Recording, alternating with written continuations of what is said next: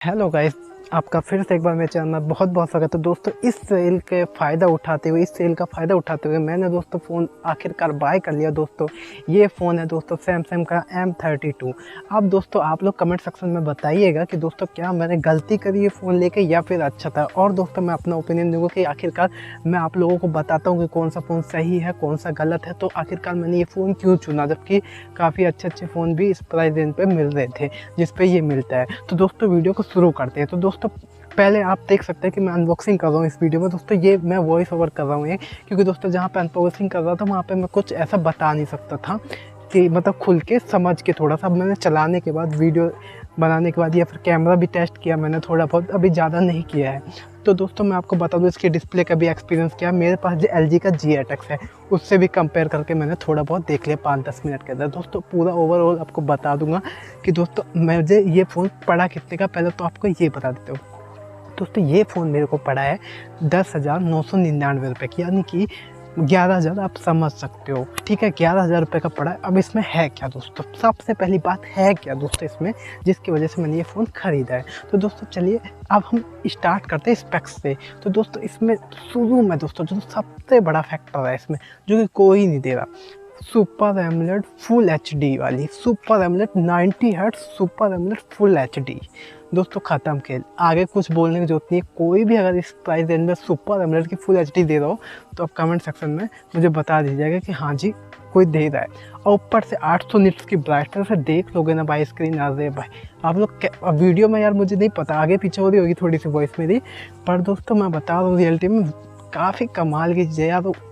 मैंने आपसे बोला भी था, मैंने वीडियो अपलोड नहीं कर पाया था किसी रीज़न से, पर मेरी वीडियो बनी हुई है। मैंने आपको बताया था शायद किसी वीडियो में कि दोस्तों अब वो दिन नहीं रहे जब हम लोग चाइनीज़ कंपनियों के साथ जाते थे जैसे कि MI Xiaomi। दोस्तों अभी मैं इन सब चीज़ों के बारे में नहीं बात करूँगा, पर दोस्तों आपको थोड़ी बहुत नॉलेज मैं इसके एस्पेक्ट्स की दे देता हूँ जल्दी जल्दी। आपको बताया मैंने सुपर एमोलेड की 90 हर्ट्ज है।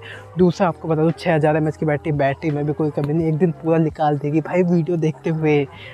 6000 कोई कम नहीं होती यार। और चार्जिंग 25 वोट सपोर्ट करता है, 15 आता है चार्जर। मैं मानता हूँ यार कम है, पर कोई नहीं, 27 वोट का चार्जर मेरे पास है जो कि मैंने LG G8X के लिए लिया था पिछले बिग बिलियन डे में, क्योंकि दोस्तों इसके साथ चार्जर नहीं मिला था। तो दोस्तों मैं इसका भी फ़ायदा उठा सकता हूँ, मेरे पास है इसके फास्ट चार्जिंग का।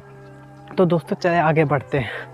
और दोस्तों इसकी लुक एंड फील, और यार इतना सब कुछ देने के बाद भी 64 मेगापिक्सल का कैमरा मिला, वो भी सैमसंग का। आपको पता है सैमसंग एक ओरिजिनल फ़ोटो निकाल के देता है, उसका सॉफ्टवेयर काफ़ी अच्छे तरीके से फ़ोटो को ऑप्टिमाइज़ करता है। तो मुझे काफ़ी फर्स्ट हैंड में काफ़ी अच्छी फ़ोटो उसकी लगी दोस्तों, जैसा मैंने देखा। और बाकी मैं आपको टेस्ट करके बताऊँगा कि आखिरकार। और दोस्तों यार आप मेरे साथ जुड़े रहिए और मैं आपको ये बताऊँगा कि G80 का परफॉर्मेंस आखिरकार है कैसा इस फ़ोन में दोस्तों। और दोस्तों बस इतना ही लुक फील के, हाँ इन हैंड फील काफ़ी ग्रेट लगती है दोस्तों। फील एकदम प्रीमियम सी लगती है, एकदम ना बड़ा है ना छोटा। यार 6.4 इंच की जो स्क्रीन होती है ना उसका अभी टक्कर नहीं है यार, एकदम बिल्कुल फिक्स स्क्रीन है। तो दोस्तों ये फ़ोन मुझे फर्स्ट हैंड और पहली बार मैंने इसको चेक किया तो मुझे काफ़ी पसंद आया दोस्तों। इसकी स्क्रीन रिफ्रेश रेट है वो काफ़ी अच्छे से काम कर रही है दोस्तों। ऐसा लगता ही नहीं है कि दोस्तों कोई हम G80 या फिर ऐसा कुछ प्रोसेसर डिसेंट प्रोसेसर यूज करें। काफ़ी अच्छा फ़ोन को ऑटोमाइज किया गया है।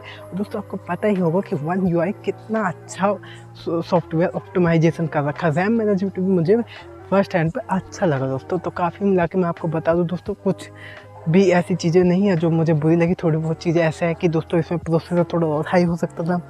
दूसरी बात दोस्तों इसमें ग्लास बैक भी हो सकती थी, पर दोस्तों ये हो सकती थी ना, पर हुई नहीं, क्योंकि दोस्तों प्राइस रेंज भी तो देख रहे हो आप, जिस पे मुझे मिला है उस पर मैं ऐसा नहीं बोल सकता, साफ सीधी बात है। और दोस्तों अब आपके पास टाइम है बोलने का कमेंट सेक्शन में, क्या मैंने ये गलती की, क्या मैंने ये सही किया, और दोस्तों मैंने ये क्यों लिया फ़ोन, मैंने ये भी आपको बता दिया। और दोस्तों आप कमेंट सेक्शन में ज़रूर बताइएगा कि क्या मैंने सही किया है गलत किया। और दोस्तों इस वीडियो को लाइक ज़रूर कीजिएगा और दोस्तों मेरे चैनल के साथ जुड़े रहिएगा, क्योंकि दोस्तों मैं बहुत ही जल्दी इस फ़ोन के बारे में सारी डिटेल्स वीडियो लेके आने वाला हूँ बहुत अच्छे तरीके से, ताकि आपको समझ में आए कि दोस्तों आखिरकार मार्केट में चल क्या रहा है।